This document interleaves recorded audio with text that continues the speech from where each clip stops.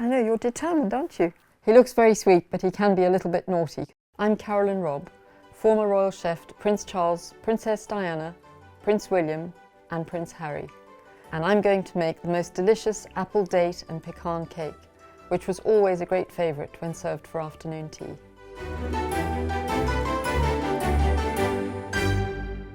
As chef to Prince Charles, it was always really important to use ingredients that were in season. In the fall, we have the most beautiful apples, particularly at Sandringham House in Norfolk, which we always visited at this time of year.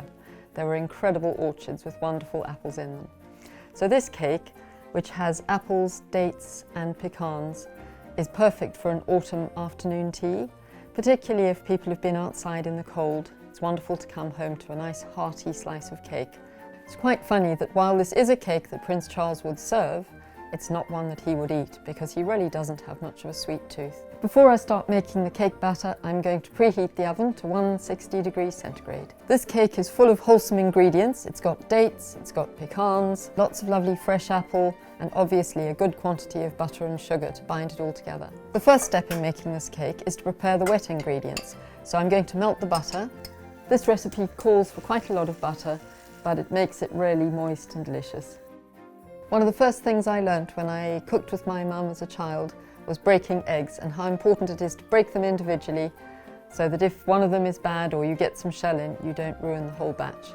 I use a knife to crack eggs, but there are lots of different ways to do it. You can crack it on the surface or even on the side of the bowl. I'm just going to whisk these eggs lightly with a fork before mixing them in with the melted butter. I've left the melted butter to cool a little before adding it to the egg, so it doesn't cook it when we mix the two together. I'm going to set the butter and eggs aside now while I sift together the dry ingredients. We're sifting the flour because it always makes for a lighter cake if you've sifted the dry ingredients, and also just in case there are any lumps or anything in there that shouldn't be in there. Not long after I'd started cooking for Prince Charles, I had my first experience of Sandringham.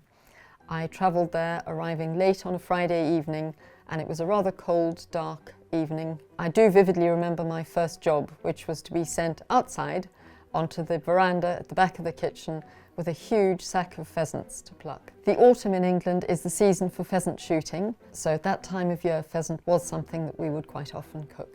Now for the baking powder, I'm going to add 5 teaspoons and I'm going to add 2 teaspoons of ground cinnamon. Lastly, I'm going to add in the muscovado sugar, which I'm going to sift as well, because this does tend to have quite a few lumps in it.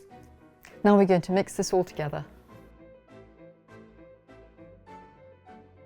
On the Sandringham estate, which belongs to the Queen, there's some incredible apple orchards, and one of the things I always looked forward to the most when we went there was the apples that we were going to be able to use and the wonderful crates of apples that would be delivered to the kitchen fresh from the orchard. Now I'm going to prepare the apples. I'm not going to peel them, but I'm going to dice them quite finely into about a 1/4 inch dice.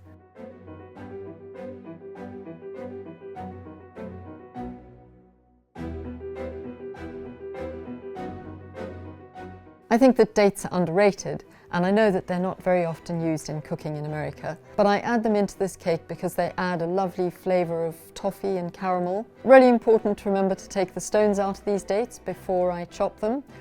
Now I'm going to chop up the dates. I'm going to cut them up quite fine, slightly finer than the apple. And after that, the last thing I need to do is to dice the pecans. Before chopping the pecans, take out a couple and save them for the top.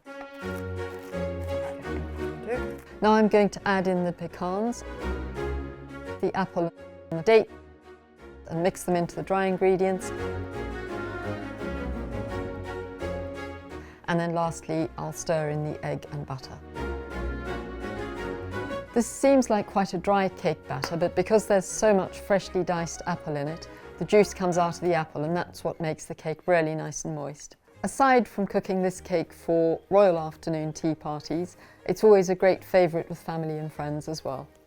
Now I'm going to transfer this into this 9-inch springform tin, which I have base lined and I have put butter around the sides. I'm going to smooth out the top with my palette knife because I'm going to add very thin slices of apple, so it needs a flat surface to sit on. I'm going to use a mandolin to slice the apple. It'll slice it really thinly, and that means that when it's cooking the edges will curl up beautifully and it looks really pretty. I'm going to start by just cutting off the end of the apple This is really sharp and really rather dangerous, so you have to be incredibly careful not to lose your fingertips. I'm going to slice this apple and I will do most of it. Now I'm going to arrange these slices on the top of the cake in a circle.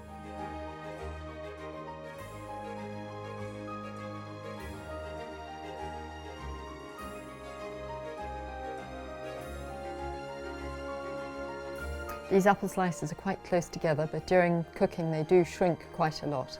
So I've laid them all around the outside and a few in the centre, and then I've finished with the 2 remaining pecans. This is a really delicious cake, but as with all cooking, it comes down to the ingredients that you use. And Prince Charles was a great supporter and a great leader of the organic movement. He had one of the first organically certified farms in the UK, and latterly the farm at Sandringham and the estate at Sandringham has also become organic. So the apples that we used there were always beautifully, freshly picked organic apples. Now I'm going to put the cake in the oven to bake. I always stand it on a baking sheet. This just ensures that the cake cooks through really well. The cake's been in the oven for 45 minutes and it's cooked now.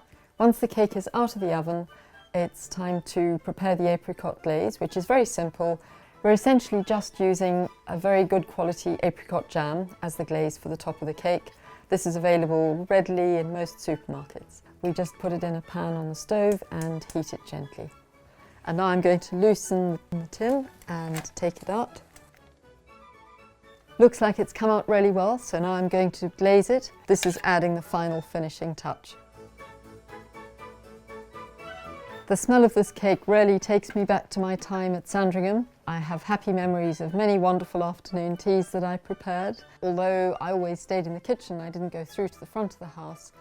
I know that where the afternoon tea was served was a beautifully elegant white drawing room. When we had shooting weekends at Sandringham, generally there were about 20 guests, and in the kitchen there would have been 3 or 4 chefs, so we were kept quite busy, because as well as feeding the guests, we would feed all the staff members as well. So there was always someone needing a meal. Once I've finished glazing the cake, we're going to leave it to cool for a little while, and then it's ready to serve.